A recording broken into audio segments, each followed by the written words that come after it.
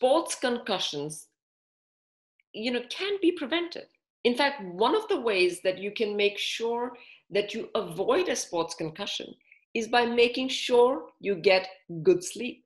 If you're well rested and you get good sleep, your reaction time is optimal.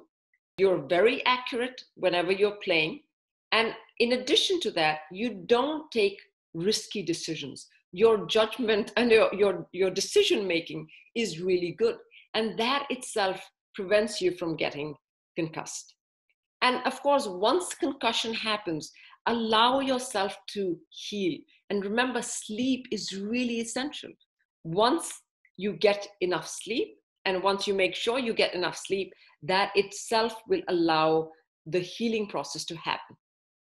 If you're playing and you hit your head, you always want to tell your coach. And you always want to tell your parent. So you want them to know that you hit your head so they can watch out for you. And that's more than enough. If you've told your coach or if you've told your parent, you've done what you needed to do. So they'll take care of the rest.